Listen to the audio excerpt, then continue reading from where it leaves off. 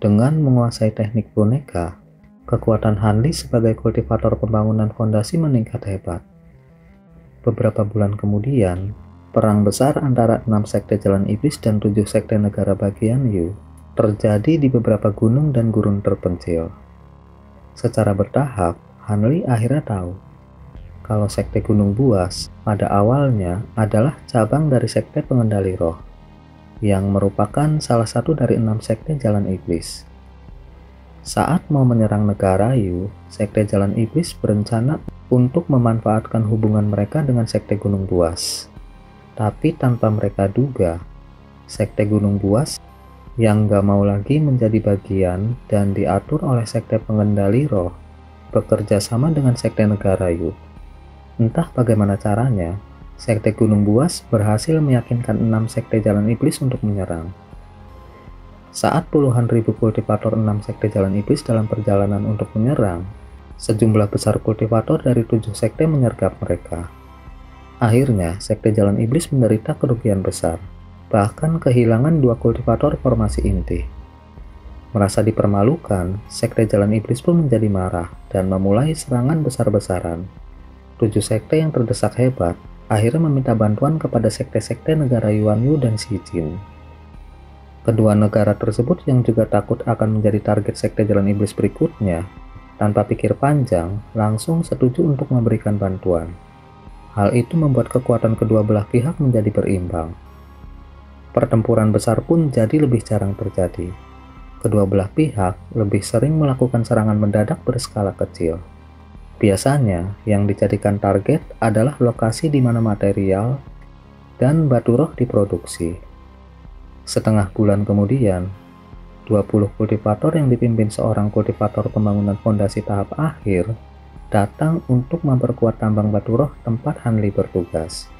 Di antara para murid pemurnian Qi yang datang, ada seseorang yang Hanli kenal. Orang itu adalah Zhongwu. Hanli benar-benar terkejut melihat Zhongwu. Begitu juga Zhongwu yang melihat Hanli. Tapi saat dia melihat basis kultivasi Hanli sekarang udah berada di ranah pembangunan fondasi, ekspresinya menjadi gelap. Beralih antara keterkejutan, iri hati, kekaguman, serta banyak emosi lainnya. Akhirnya Zhongwu tersenyum pahit. Dia memberi hormat kepada Hanli dan dengan enggan memanggilnya senior. Dengan menahan senyum, Hanli pun dengan santai menjawab. Saat Hanli memikirkan ekspresi Zhongwu tadi, dia nggak bisa menahan senyum. Waktu berlalu dengan cepat. Hanli menghabiskan sebagian kecil waktunya untuk tugas jaga, dan sebagian besar untuk mengolah teknik perkembangan hebat dan juga memurnikan boneka mekanik. Sebulan kemudian, Hanli dapat dengan jelas merasakan bahwa dia hampir menembus lapisan pertama teknik perkembangan hebat. Hal itu membuatnya sangat terkejut. Dibandingkan saat mempelajari teknik pedang King Yuan, bakatnya terhadap teknik perkembangan hebat terbukti lebih besar. Dia mampu mengolah teknik perkembangan hebat dengan sangat lancar dan tanpa kesulitan sedikit pun. Seolah-olah, kesuksesan mengalir secara alami. Selain merasakan kebahagiaan, Hanli juga merasakan takjub di hatinya. Adapun usahanya untuk membuat boneka kelas 2, setelah gagal lebih dari 10 kali, Hanli akhirnya berhasil. Walaupun boneka bikinannya masih agak kasar dan memiliki kemampuan yang sedikit lebih rendah dari boneka bikinan sekolah 1000 bambu, tapi itu membuat Hanli sangat bahagia. Setelah menyiapkan bahan yang dibawa oleh kultivator lain, dia pun mulai membuat lebih banyak boneka. Sampai pada suatu hari, saat Hanli sedang duduk bermeditasi di ruangan yang sepi, dia mendengar orang-orang berteriak dengan keras kalau sekte Jalan Iblis menyerang, dan minta semua orang untuk segera bersiap-siap. Tambang tempat Hanli berjaga diserang oleh 2 dari 6 sekte Jalan Iblis, yaitu sekte Api Iblis dan sekte Iblis Surgawi. Mereka terdiri dari 30 orang yang semuanya berada di ranah pembangunan fondasi. Dari segi kekuatan, pihak Hanli yang kebanyakan adalah murid pemurnian Qi jelas-jelas kalah. Tapi dengan mengandalkan formasi 4 iblis, sebenarnya pihak Hanli masih bisa mengimbangi lawan.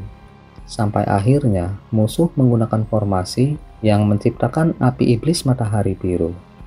Semua yang terkena bola raksasa api iblis matahari biru langsung musnah tak berbekas. 10 murid pemurnian Ki tewas secara mengenaskan. Sisanya langsung berlindung di dalam formasi 4 iblis dengan wajah pucat. Saat formasi 4 iblis sepertinya nggak akan kuat menahan api iblis matahari biru, Yuxing memberitahu semua orang kalau ada terowongan rahasia yang menuju ke tempat lain. Semua orang pun bernafas lega. Akhirnya dengan bimbingan Yuxing, Hanli dan lebih dari 50 orang lainnya bergegas menuju ke terowongan. Tapi ketika mereka memasuki terowongan bawah tanah, semua orang merasakan seluruh ngarai bergetar untuk sesaat.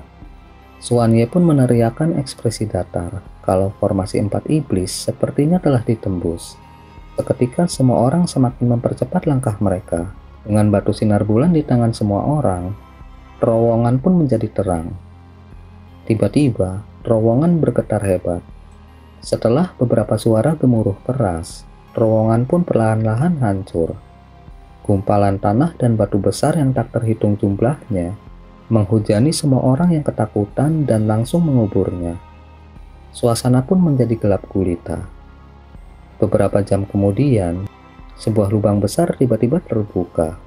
Selanjutnya, boneka binatang seperti kadal bergegas keluar dari lubang, menjulurkan kepalanya untuk mengukur sekelilingnya.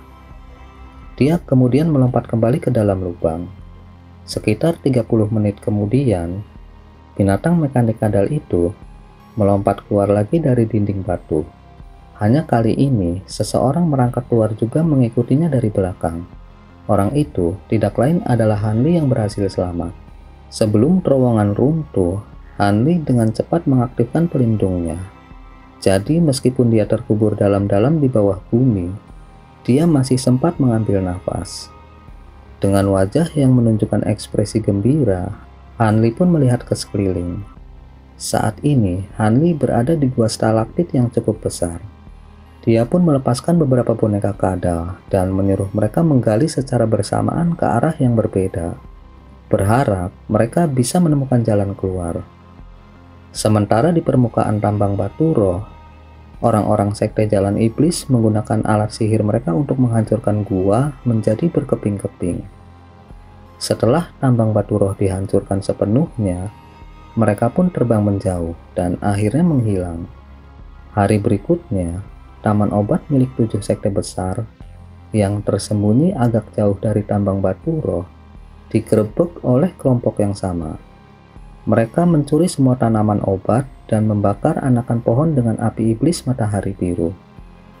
Dibandingkan dengan tambang batu roh yang dijaga Hanli, itu tidak seberapa.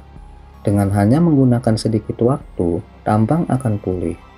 Namun tumbuhan spiritual yang dijarah dan dibakar membutuhkan beberapa puluh tahun untuk tumbuh kembali. Hal itu membuat para petinggi 7 sekte menjadi marah, dan akhirnya mengirim para ahli untuk mengejar dan membunuh kelompok tersebut.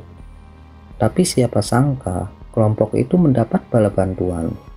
Akibatnya, 7 sekte malah menderita kerugian. Dengan kerugian terus-menerus, 7 sekte yang merasa terhina mengambil inisiatif untuk memulai gelombang kedua pertempuran besar-besaran. Sementara itu, Hanli yang berada di bawah tanah akhirnya bisa mengidentifikasi arah angin di dalam gua. Dia menyuruh boneka binatangnya memimpin di depan. Setelah melewati beberapa puluh gua stalaktit, gua itu semakin besar. Gua terbesar bisa memuat lebih dari 100 orang. Semakin dia bergerak, semakin kuat aliran angin, yang membuat Hanli menjadi sedikit lebih tenang. Dengan adanya angin, berarti ada celah ke permukaan. Saat Hanli memasuki gua baru, dia bertemu dengan 7 orang, yang rupanya juga berhasil selamat. Di antara mereka, ada Xuanye dan Lu Tianmeng. Tapi tanpa diduga, ada Zhongwu juga di sana. Ketika mereka melihat Hanli bersama 2 boneka binatang, mereka menatap kosong dengan heran. Saat Xuanye tersenyum dan ingin mengatakan sesuatu, teriakan sedih datang dari arah lain, membuat ekspresi semua orang berubah menjadi ketakutan. Setelah saling pandang, Xuanye dan Lu Tianmeng segera menuju ke arah suara jeritan dengan langkah tergesa-gesa. Semua orang menjadi waspada. Mereka langsung mengeluarkan segala macam teknik sihir pertahanan dan alat sihir untuk berjaga-jaga. Setelah ragu-ragu sejenak, Hanli juga akhirnya mengeluarkan perisai skala putihnya dan perlahan mengikuti mereka. Tapi dia nggak menggunakan teknik sihir pertahanan. Dengan cara ini, dia akan bisa menggunakan teknik penerbangan kekaisaran dan gerakan tubuh yang cepat. Dia selalu percaya bahwa di tempat yang sempit, kecepatan lebih penting daripada pertahanan. Setelah melewati 3 atau 4 gua besar, mereka tiba di sebuah gua stalaktit yang besar dan melihat pemandangan yang mengerikan di hadapan mereka. Di tengah gua, laba-laba kristal putih berkilauan yang berukuran lebih dari 10 meter menggunakan gigi tajamnya yang besar untuk menggigiti mayat yang dimutilasi parah.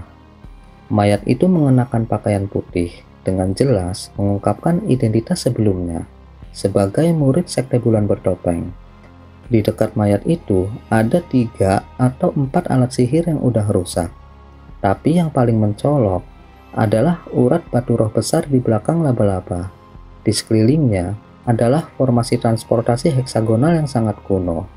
Di sisi formasi transportasi ada kerangka berwarna pelangi duduk bersila dalam meditasi, melayang 1 meter di udara. Tangannya menggenggam medali perintah biru berkilau yang terpancar samar. Seorang kultivator kemurnian Ki bertanya dengan mulut kering, "Apa itu?" Tapi semua nggak ada yang menjawab. Mungkin karena mendengar suara orang tadi yang bertanya, monster itu tiba-tiba berhenti menggerogoti mangsanya. Dia mengangkat kepalanya dan memelototi orang-orang yang telah masuk ke guanya dengan tatapan sedingin es. Hal itu membuat hati Hanli dan yang lain bergetar dan langsung bersiap-siap untuk bertarung. Tapi sesaat setelah monster itu melirik, dia menundukkan kepalanya dan lanjut menggerogoti mayat, seolah nggak peduli sama sekali dengan orang-orang yang hadir. Hal itu menyebabkan semua orang saling pandang dengan cemas. Seorang kultivator sekte bulan bertopeng yang melihat temannya mati dimakan laba-laba, melemparkan alat sihir panah api ke arah laba-laba. Hal itu membuat Lu Tianmeng dan orang-orang yang telah berpengalaman melompat ketakutan. Dalam hati, mereka mengutuk perbuatan orang itu yang sangat ceroboh. Suara berdentang jelas terdengar saat anak panah terbang itu mengenai kepala laba-laba, yang sama sekali nggak berusaha mengelak sedikit pun. Tapi laba-laba itu nggak terluka sama sekali. Malahan anak panah jadi sedikit bengkok. Hal itu tentu aja membuat semua orang kaget. Bagaimana bisa kulit laba-laba bisa sekeras itu? Laba-laba raksasa itu berhenti menggerogoti mangsanya dan dengan perlahan jalan ke arah mereka. Tiba-tiba Xuanye berteriak memberi komando agar semua orang menyerang. Setelah Xuanye berteriak serang, lebih dari 10 alat sihir secara bersamaan menyerang laba-laba besar itu. Begitu juga Hanli. Dia mengirimkan pedang kumbang emasnya. Di bawah rentetan serangan yang menyilaukan, tubuh laba-laba tertutup oleh cahaya yang kuat.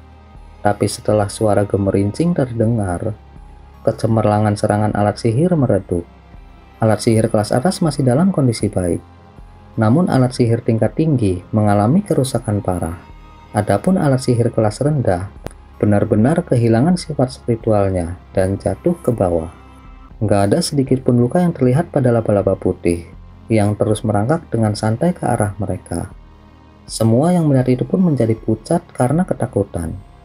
Saat itu, laba-laba putih membuka mulutnya dan cairan putih bersinar menyembur kemana-mana. Setelah melihat kengerian monster tersebut, nggak ada yang begitu bodoh untuk menyentuh cairan asing tersebut. Semua orang langsung menyebar ke kedua sisi. Cairan itu tiba-tiba berubah menjadi jaring besar. Lalu laba-laba itu meloncat ke lubang pintu mereka masuk dan berdiri di atas jaring. Hal itu mengejutkan semua orang. Jalan keluar dari gua satu-satunya kini benar-benar tertutup rapat. Mungkinkah laba-laba itu ingin membunuh kita dalam satu serangan? Zhongwu pun bertanya dengan kulit pucat.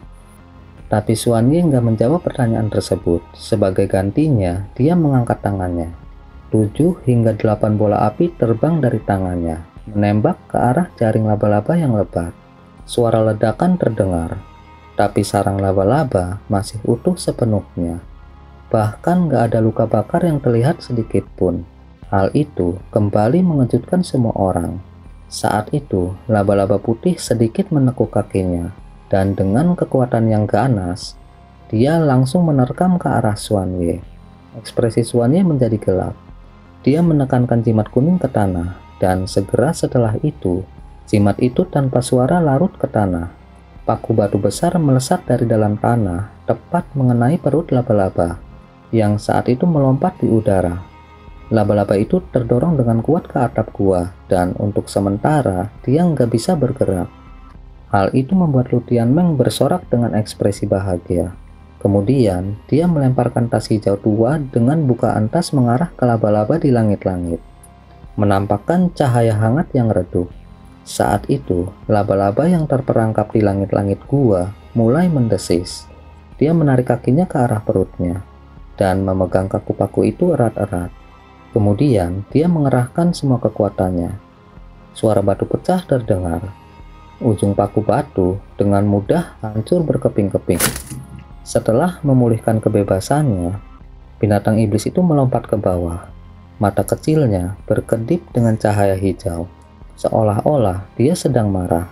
Dia pun merendahkan tubuhnya dan kemudian menegakkannya, sepertinya ingin menerkam ke arah para kultivator. Tapi pada saat itu, cahaya hangat keluar dari tas dan dengan cepat menyapu laba-laba itu. Lalu secepat kilat, cahaya itu pun menarik laba-laba yang tiba-tiba menyusut masuk ke dalam tas. Hal itu membuat Hanli dan yang lainnya terkejut. Laba-laba yang sangat ganas ternyata bisa dengan mudah ditangkap hidup-hidup. Dan itu benar-benar sulit dibayangkan. Setelah berhasil menangkap laba-laba, Lu Tianmeng menunjukkan ekspresi gembira. Karena meskipun kantong matahari dan bulannya sudah digunakan berkali-kali, dia masih bisa menangkap laba-laba itu dengan mulus. Hal itu membuatnya sangat terkejut dan mulai berpikir untuk bisa menjinakkan binatang iblis itu. Karena dengan memiliki binatang iblis seperti itu, akan membuat kekuatannya meningkat beberapa kali lipat. Dengan pemikiran itu, meskipun Lu Tianmeng telah mendapatkan kembali ketenangannya, kebahagiaannya terlihat jelas di alisnya. Dia dengan cepat melambai ke tas hijau. Tas itu pun perlahan terbang ke arahnya, di bawah tatapan semua orang. Semua orang tahu apa arti binatang iblis hidup bagi anggota Gunung Buas. Namun saat semua orang menunjukkan ekspresi iri, tiba-tiba tas itu berhenti di udara dan enggak bergerak lagi. Hal itu membuat Lu Tianmeng menjadi ketakutan. Dia buru-buru berusaha mengambil tasnya dengan menggunakan lebih banyak kekuatan sihir secara paksa. Namun setelah tas itu bergoyang beberapa kali, tas itu kembali nggak bergerak. Semua orang yang menonton dari samping dan tahu kalau ada sesuatu yang salah langsung berjaga-jaga. Tas kulit itu pun mulai membengkak, dan dengan ledakan keras, tas pun meledak berkeping-keping. Laba-laba putih secara paksa menghancurkan alat ajaib itu dan mengembalikan ukuran aslinya. Oke guys, segitu aja dulu. Gua pamit, see you next time di video berikutnya.